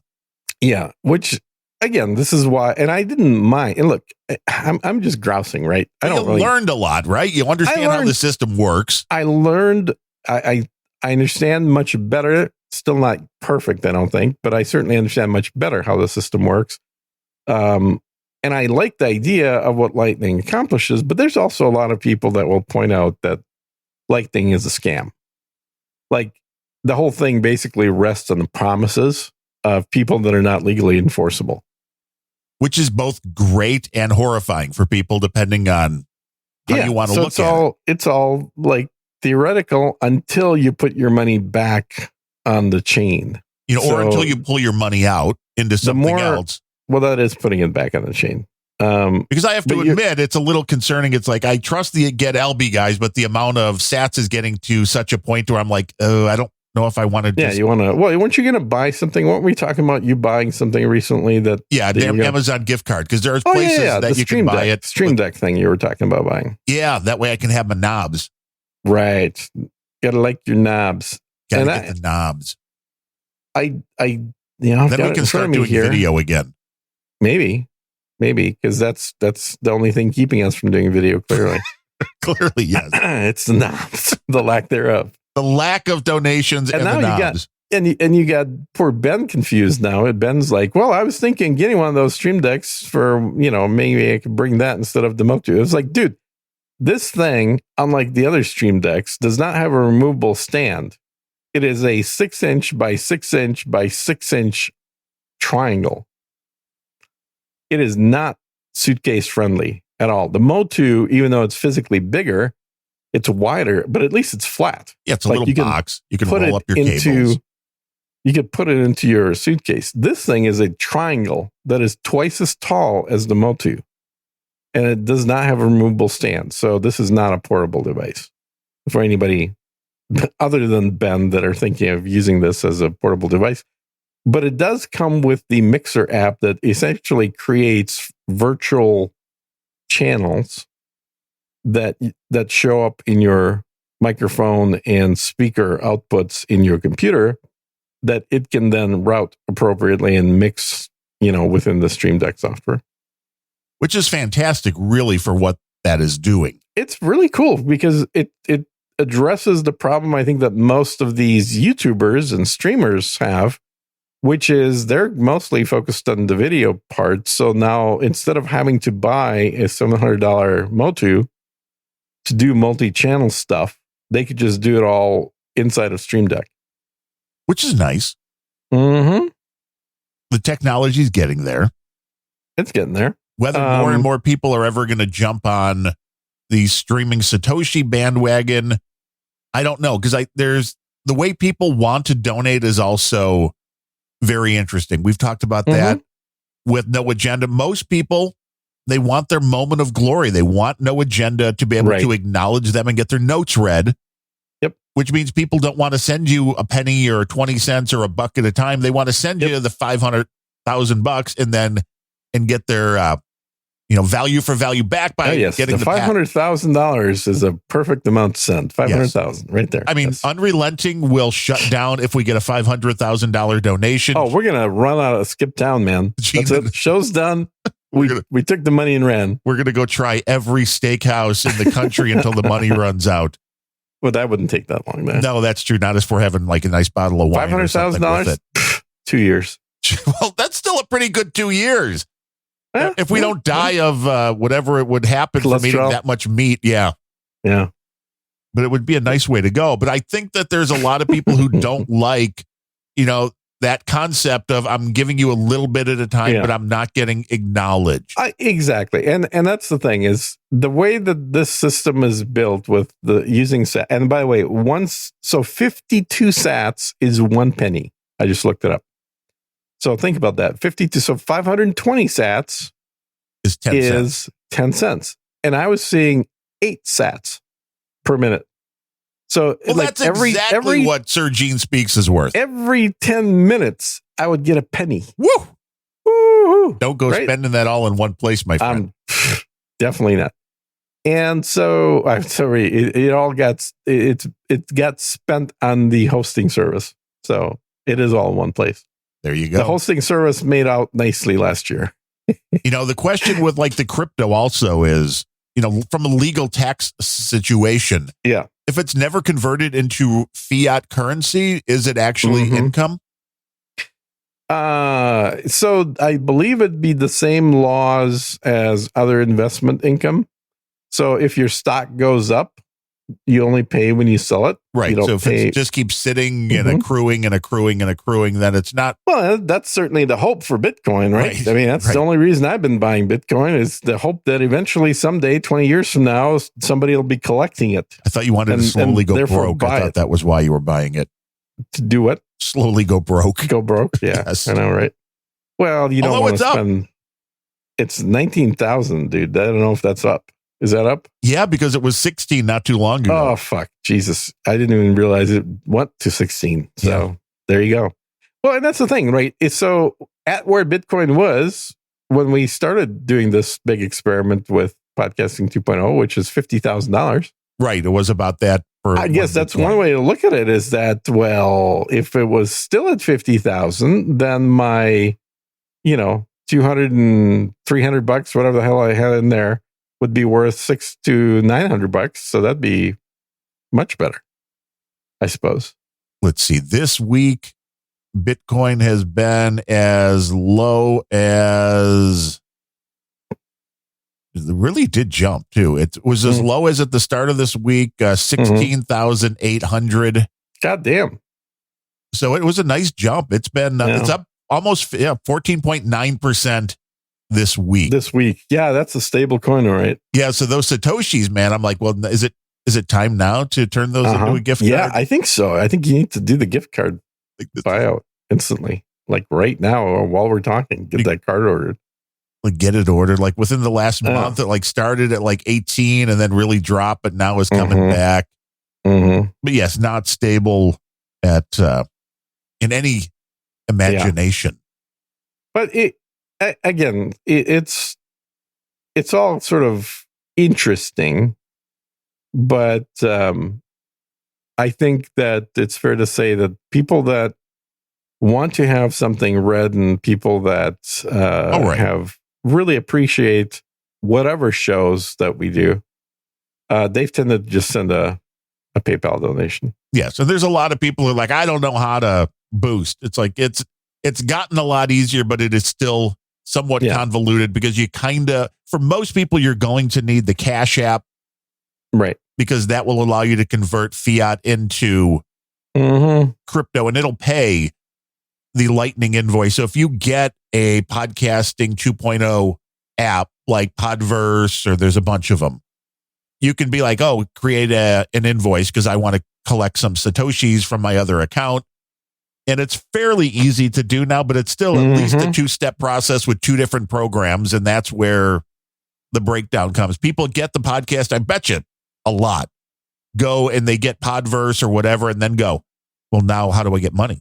Yeah. And when they realize that there's a process to put money in, I think a lot of people just stop. And a fee. Point. Yeah. Well, not only is there a process, but there's a fee. So if I put $50 in, I'm going to get $45 out or whatever. And now it's just sitting there in this app. Right. So, it's like, well, what the hell? It needs to get to the point where when you can just get your podcasting app, give it your checking account or whatever account information and say, top it up every time. Well, I'm still waiting for the obvious solution here is fucking PayPal. And I know people hate PayPal and I hate PayPal as well. But if you want mass market adoption, There's nothing that could do it faster than if PayPal announces, and we will now let you pay invoices in sats right out of PayPal. Yes. Which the Can you Cash imagine App that does. happen? Yes. Because PayPal's tied into everything. So now it'd be like every app that has a wallet that it wants to fill can just generate an invoice, goes directly to PayPal, gets translated to the current value of a Bitcoin at that time, And PayPal and gets does pulled let out you of buy your Bitcoin. account. Yeah, but you can't do anything with it. That's the stupid thing. Right. It lets you hoard it, but that's it. You can't send it to anybody. I think they haven't figured out how to track where you're sending them to. Right. And they don't want people using it for nefarious reasons. Because clearly the only reason people would ever use a cryptocurrency is for nefarious reasons. I agree. I definitely agree. I mean, What's the main paying a fucking server, that's about as nefarious a reason as you can get.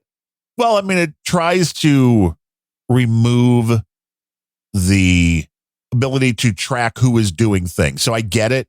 I think we talked about at one point. Yeah. And sats absolutely do that. Yes. Bitcoin does not. Bitcoin fucking tracks where everything goes. Bitcoin's ledger is perfect for IRS. Yeah. It's like we can see exactly where it went.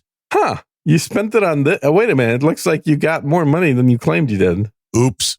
Which is why I don't recommend anybody screw the IRS. Pay your taxes. Mm-hmm. It's a pain in the ass. I get it. Mm-hmm. But I would rather pay more accidentally and not go to jail than have to get an audit or. If you, I have a good accountant, dude. So I mean, that's the main thing you need. Especially if you're a podcaster, make sure you have somebody who understands.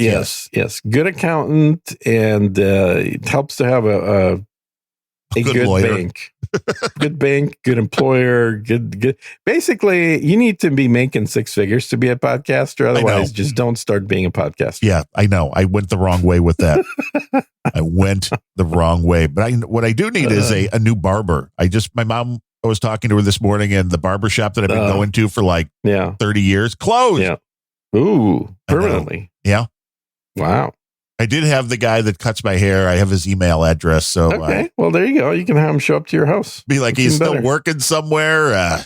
Dude, I guarantee. Look, everybody I've ever known that has been in the barber trade still has all their tools. Oh, their razor, their scissors. It's kind of like anybody that's ever worked as a chef. You still have your knives, right? You're not gonna get rid of your knives. So you're probably. It's worth finding out. You probably would be able to get the guy to just show up and do it at your house, which is even better. It is the ultimate inconvenience as you're having your lunch delivered and your your groceries. Why ever leave the house, Gene? No wonder you only leave the house once a month. You got to leave the house once a month. But other than that, I'm like, otherwise, where do you go? Because I don't want to go to one of these honey cuts or super cuts, or it's like. Yeah, no, it's not worth it. You can just do it yourself. You get a Flowbee? I mean, I cut my own hair. I've been cutting my own hair for 30 years. Okay, this is a story that I want to hear. How? What? Why? Because it's really easy. It's not worth paying anybody to do it. Because you got nothing left up there? Is that the... No, because what I do is I just get a razor and shave my head. Well, see, there you go. And then I give it a month to grow out, and then I do it all over again. So you're like, wow, this is getting way too long now. It is. 12 times a year, I cut my own hair. I mean, imagine how much that is saving. And that's going towards when I was married, my ex-wife couple times offered to do it. Until you got and worried that twice as long for her to do it as it does for me to do it. Well, that's because she was considering using that straight razor in a different way. Like I could slip. No, for me, it's like I'm so used to just doing it by feel. It's really easy. Just Yeah, I guess your fingers can feel whether you have a hair in somewhere in the back. It's no different than shaving your face, really. That you could do blindfolded. Yeah, like you don't even need to look at all. Yeah, totally. So it's but you got a full head of hair. You got more hair to deal with. I wouldn't say full, but full-ish. Yes, there's still some remaining. I've always said Darren's absolutely got a foolish head. Yeah, foolish of hair. I got so foolish. Foolish head of hair is what I said. Hey, I don't need the hair. I've been in a relationship now for yeah, you don't need hair. Tomorrow is actually today. I'd like to say is my personal holiday called Freedom Day. Oh, so you got divorced? Because no, it was okay. On January 14th. Tomorrow is it will be tomorrow. That's February 14th. Yeah, our first date was January 14th, 1988. How do you remember shit like this? Because of Freedom Day, because of okay. I mean, I don't know. There are certain dates that just get ingrained into your mind. But yeah, 35 years. Oh, wow. Congratulations are in order for her. For the wife, yeah. Yeah, definitely for her. Hey, come on. I'm her personal chef. Look, I'm the personal chef. She got you trained in good, man. I'm congratulating her. That's exactly it. She has a personal chef. Mm-hmm. I do a majority of the laundry. Yes. What every woman wants. Pretty much. Mm-hmm. I think I've undervalued my services. I need the restitution. Well, why don't you get some of those sats streaming from your wife? Right. She's like, no, I don't think so. People ask her if she listens to my podcast. She's like, no. I get the 24/7 stream. That's more than enough. But well, yeah. I mean, honestly, is it any worse than a husband that plays video games? Probably not. No. Nah, probably not. You're playing there in front of your microphone with your little friends. I have no name says, my last day of radiation treatment for cancer was on 11/12/13, and I wouldn't remember if it wasn't harder than counting. But I can see where you'd remember that, and congratulations. Yeah, that's good. Nobody likes the cancer. Presumably survived that cancer. Presumably, since he's in the troll room, or she, I don't know. I don't know. You never know with people. Some people might be dead and still texting you. See, now that would, if you were dead and you still had the ability to go into the troll room, would you?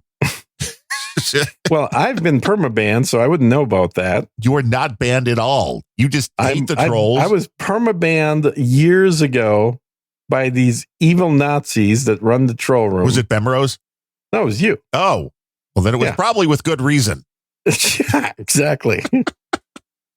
See, and I love that. I love Bemrose that people did nothing though. This. He's worse because I asked him, dude, can you unban me? He's like, nope. He's like, he said no because you're not actually banned. He's like, there is no ban, Gene.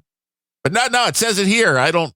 No, it says it. I had a screenshot that says I was banned. So that's I'm not going to waste my time trying to get in someplace where I'm banned. There's no point. I do find it interesting every now and then when somebody will comment on something we say like they believe it was accurate or the truth. Like they totally missed the sarcasm or the comedy behind it. Like CSB, he is very literal. He does not. Oh, he's super literal. He's on the scale for sure. Yeah, he does not. How's he doing, by the way? Didn't he break his elbow or shoulder? Yeah, he said he was getting better though, so that's good. I know he was injured in some way, shape, or form. Yeah, I may hate all Polish people, but I don't hate him. Hey, I'm part Polish, I believe. I mean, I'm not taking a DNA test. I said I may. I may not. I might, but no, I actually like. I like all Slavic people. I mean, that's the bottom line. This is why this whole Ukraine situation is so fucked up. It's basically a war that is being fueled by non-Slavs to get the Slavs to fight each other. Yeah, it is. Welcome to the United States going, hey, you don't like those people, do you? We'll send you some weapons. Don't worry about it. I didn't at some point the United States give a bunch of weapons and money to Iraq to fight Iran? Don't they give weapons right now to Israel to fight Palestinians? You go back further. They gave all that to Afghanistan to fight the Russians. Well, those are totally different cultures. But I'm talking about literally neighbors fighting each other, fueled by the U.S. money, fueling a near civil war. Yeah, it's and incidentally, so it appears that the Russian military has now gotten more people in, some voluntarily and some not so voluntarily. And right now they're looking at 750,000 strong force. Now, interesting little note here. Do you know how big the U.S. Armed Forces are? The amount of people in the U.S. Armed Forces right now? The people, not the ships or the planes, the number of people currently serving not in the reserves, but in the active military force of the United States. Across all active branches. I mean, it'd just be a pure guess, but maybe million and a half. Yeah, 472,000. Wow, that's not a lot. No. Biggest Navy in the world, biggest Air Force in the world. Not a particularly large number of people. China's got more. Russia's got more. India has got more, and I believe Pakistan has more that are in active service. Because we have the tech. Now, has that gone down because of the tech? It's gone down mostly because of woke. Go woke, go broke. What was how far has it gone down? Just so it was at 2 years ago, it was at 500,000. So it has come down a little. What was it, in the 80s under Reagan? Is there a chart here that we can? I don't have that number, so I don't want to make up a number. This is info that I just happen to have seen recently is for the current levels. And where were you reading this? Was it in a classified document in a garage next to a Corvette? Why a Corvette? Because that's what Biden said his documents in the garage were by his Corvette. Oh, by his Corvette. He likes his Corvettes. Can you imagine Joey driving a Corvette at high speeds at this point? I see a parody of him driving a Corvette on Saturday Night Live at high speeds at this point. He actually drove just recently. I think within the last year, I saw a video of him driving some other car when he was in Detroit. And I don't know, he didn't seem like he was driving any worse than Trump is. I am looking at, I was looking for that information, but yet what I found was military personnel in 2021 by service branch and reserve. So I don't know how many of these are Army. It shows active duty 482, but then you also have Navy then at 343. Yeah, that's combined. National Guard at 337. For all of those, that's combined numbers. So I was right about right then. I was right about right if they're all combined. Yeah. So but that includes the reservists, is what I mean. So if you look at this says active duty. It could be wrong with it showing because the Army Reserve is 184. For active duty, they're showing 328, 337, 343, and 482. So I think I was right about right at 1.5 million. Well, the combined number is 476 as of right now.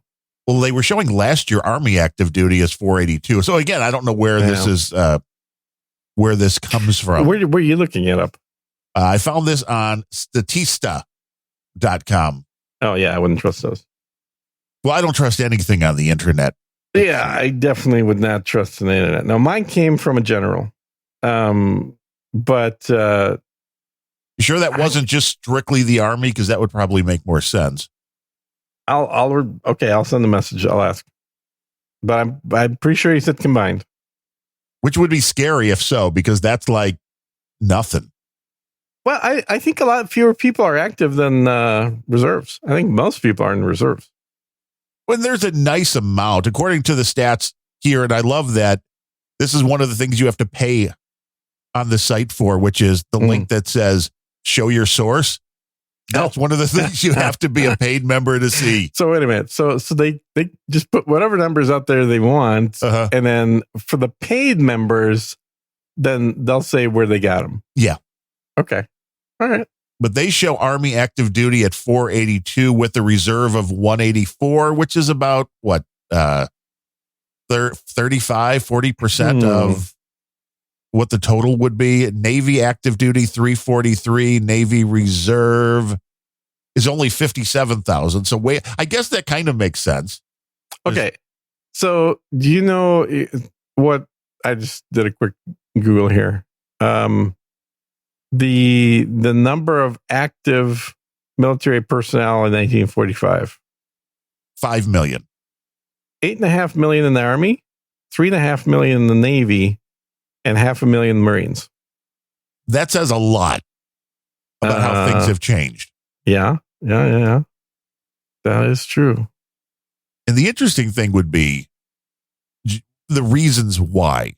Is it just because there's no funding? Is it because that the whole thing's been pared down? Is it because you're fighting more wars now with drones and equipment rather than people? And I think that's a big problem when it comes to war, because it's way easier when you're not losing people to go out and use the technology. So China has 2.2 million active with another 1.5 million in reserve. Well, and I'm assuming their military is not by choice. It is not something that you have to. I don't know. That's a good question. I would assume so, but I don't know off the top of my head. So if you're in China, let us know. If you're in China. Well, you don't think anybody's listening in China to this podcast? I think there may be people that are listening to the podcast, but I don't think that they're going to let us know by the end of the episode. Well, no, not by the end of the episode. They can always reach out to us. They know where to find us. No Agenda Social. So United States is in 7th place, according to this. With the size of the military. The size of the military. And the U.S. has one of the smallest per capita active militaries. The USA Today. Who has the biggest military? China. They list them as 2,000. India 1.45. The United States 1.39. Well, right, million. Yeah. China 2 million. India 1,450,000. The United States 1,390,000. So I was right on. North Korea, which it was such a small country, 1,200,000. Russia only 850,000. Those poor Russians that need some help. So according to this chart, I'm looking at 3.5 million in Russia, but that's definitely not correct. That's way too many. Which is why you can't believe any of this. Yeah. And this is from the USA Today, which of course I don't trust, but this okay, was their this is number. Interesting. So this is a page that lists every different page's numbers, and they're all over the place. So this is one of those find me the answer to this question pages. And it's so all just on garbage. One top 10 chart, it shows 10 million in Vietnam. Yeah, well, this one shows 7 million in North Korea. Yeah, this one in USA Today is 5.4 million in Vietnam with active and it's like, how does Vietnam have that many active? They have a population of like 1 million. Well, they're showing, it's weird because they're showing active 470,000, but active and reserve. They have they have 5 million in reserve and 470 in. So yeah, Vietnam has a total population rate now of about 100 million. So 10% of the population's in the military. Jesus.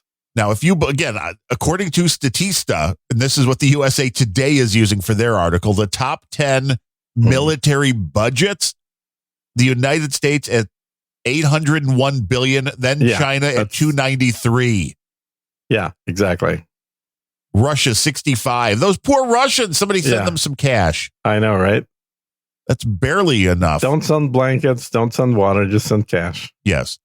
And they say the most powerful military in the world. Now, this also bullshit. I don't know. They're using 50 different factors, such as military might, to budget a score. They're, according to that, the top 8 most powerful militaries as of January of last year. Number North 1, Korea. The United States. Number 2, Russia. But they can't even beat Ukraine. So how are they're the second most powerful military in the world? You're telling us Ukraine keeps winning over and over. Just keeps winning and winning. But we're going to be told that Russia is such a big, bad military, but somehow they haven't been able to squash that country next to them.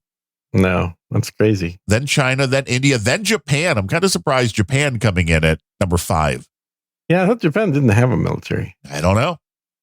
Wasn't there some kind of Japanese constitution thing that prohibited them from having one or something? Their military I'm not budget, sure. $54 billion for a little island. That's a lot of money. See, they're not even listed on all these lists that I have. See, this is where the misinformation comes from. I'm telling you, dude.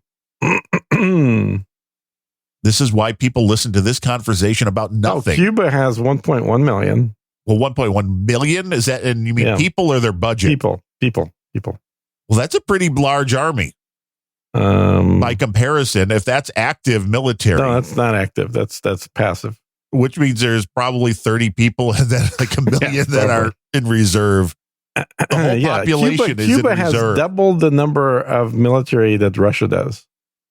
That doesn't make any sense. That doesn't make any sense. I'm telling you, the more you look at these lists, the more you realize this data is fake. It's all fake. Everything's fake. It's all a scam. All bullshit. I do buy that China probably does have the biggest active. I mean, that would seem to make sense given their total population of whatever it is. What are they at? How many billions now? China, I don't know.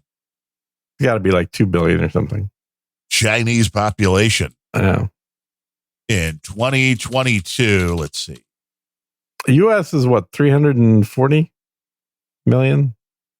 I believe, and then you have to pull in the people that are here illegally. China, 1.4 billion. 1.4 billion. Okay. So India is pretty close to that too then. It's a lot of folk. It's not that many. I thought they were over 2 billion. Okay. Yeah, Russia is 144,000 people, the whole country. They're poor Russians. Send them help. Yeah. So Iran is 610,000 active. It's pretty good. That's why they're rarely getting screwed with, I guess. You know what? I think you're right, though, about the numbers that I have. That must have been Army only. That must be not including the Navy and the Air Force. That would make sense. Because it's too much difference between those numbers. Yes. So even though, he said combined, but I don't know what other combined is there other than the Air Force and Navy. I guess I just pulled those two in thinking that's what combined means, but maybe not. Unless they meant combined with the reservists, but that number doesn't make sense. 476,000, I think he said. All right. Anyway, that's a spicy meatball. That's the spicy meatball. Now, that's a horrible Italian accent. I can do much better than that. Well, you have to practice. I have to be not reading numbers while I'm saying it. Yeah, don't take too much data in. How about Iceland? How big is the Iceland military? I don't know. Has anybody ever tried to attack Iceland? Does anybody want Iceland? Yeah, I think the Vikings went there and attacked the... Oh, yeah, I do have the numbers for Iceland. They have 0 active military. So we could just take a few guns and a boat? Oh, they according to this, they have 250 people in the Icelandic reserves. Oh, well, the Icelandic women are pretty hot. We may want to... They are very hot. They're also like 6 feet tall. Yeah, I'd like that. Mm-hmm. That's a tall... Hey, let me ask you a question. Did you listen to my Sir Gene Speaks interview with that Zoomer? No, should I? I would recommend it because I would love to get some show material from you on that. See what you think is totally as you would predict and what you would not have thought of. Now you're giving me homework. Okay. I'm giving you homework. Yeah. Because I think it's a interesting episode. I've been trying to promote that one. And normally I don't, I somewhat care, but I don't really care if people listen. I don't tell them not to listen. I tell them not to donate. I don't tell them not to listen. I do tell them all the time, make sure you leave positive reviews or negative reviews. But the more reviews a podcast has, the more likely it's going to be actually brought up as would you like to listen to this in your podcast app? So recommend it to a friend, write a review. Mm-hmm. All that good stuff. But I will. I am very curious to see what you think of that. The thoughts of a Zoomer, because I'd say I was probably about 70% predictively correct. And what they would say because. But then 30%, I was like, huh? Really? And I'll tell you one of the things that shocked me, and I'll just get away right now, and you can listen in to that episode for the full complete version from the horse's mouth, if you will. But he said that pot is a serious problem, and it is absolutely a gateway drug. Interesting, because that is not the take of most people. This is a 20-year-old in college saying this. Well, because everybody I know and generally most people I know are libertarian minded. They're like, yeah, pot ought to be totally legal. It's just totally non-addictive, not a big deal. It's better for you than drinking, and there's no reason the pot shouldn't be like available at a vending machine in a high school. Yeah, for most people that's true. I mean, you don't want booze for a high school, but for rational adults to make their own decision on. I don't know if I want back pot in the day for the 5-year-olds. Edibles, probably. I would think. You don't want them smoking on vape pens, but you can have them eat something at least. You're like, this child is way too energetic for the babysitter. Yeah. Here. See, that would be so much better, I think, than the shit they actually put them on, like Ritalin. Probably. Yeah. And then support the show if you want to. Thanks to yeah, totally support this show because we want your sats that I've been bitching about and your money that I've been bitching about. So today's show, thanks to See Brooklyn, which could have been a $0. It could have been. We made $1.07. So by the time we split that, that's we make pretty fucking good, man. 50 cents. That's 2 hours, a quarter an hour. Yeah, but we don't do this for the money. We don't. That's pretty obvious. We do it for the fame and the chicks. Yes, the fame and the chicks, exactly. Because, it's the first thing I do. Hey, you know who I am? I'm a podcaster. Right. Gene's like, don't send me money. Just send me steak or scotch. Which is that's very much appreciated as well. That'd be a lot more than money. Yeah, no, it's always fun to see people that want to send in some money. And I do that all the time. I think I support some YouTuber or something like every single day. But usually that is 18-year-old girls who are in small outfits. Okay, so yes, it may be OnlyFans, but still, I'm supporting but you are content creators. Right. Content creators need our help and support. Every Satoshi that goes to Gene then winds up in OnlyFans. That's all we know. It may be a money laundering scheme. It may not. We're not sure. Yes. All of the Satoshis that I get, all of those, yes. That the oodles and oodles of Satoshis end up in OnlyFans. That you're still in the black because you haven't made it, or the red, right? That's the bad part. That you want to be in the black, but you're in the red. Well, yeah, I need to cancel my fucking server. Is what I need to do because get Albie Wallet. They're good folk. It's silly. Yeah, they're good folk. Yeah, I can get Albie, but yeah, I guess I don't know. And then I'll listen to Sir Gene Speaks with the Zoomer. That's homework for everybody. If you haven't heard that, SirGeneSpeaks.com. Oh, wait, no, it's beyond that. Just search for Sir Gene Speaks. Podcast.SirGene.com. See, it's very confusing. Or just type in Sir Gene in your favorite podcast app. And while you're there, you may as well add random thoughts as well if you're not listening, because that's the best damn show on the internet. Well, it's it's a little deep. I know, too deep for No Beret. It's a little too deep. That's why we bring him to the shallow end right here on Unrelenting. Oh, and by the way, speaking of shows, since you're wrapping up, add my my other show to the list of shows that we do that you maintain. Oh, the Good Old Boys News Network. Give me Add the good old the what's the URL? Just to goodoldboys.com. Nice.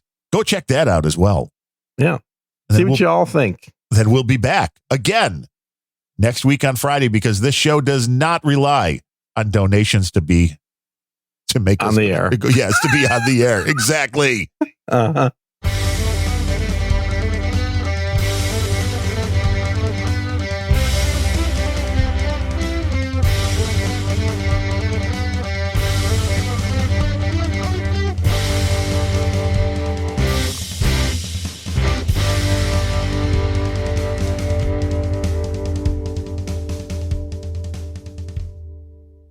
You're wrong.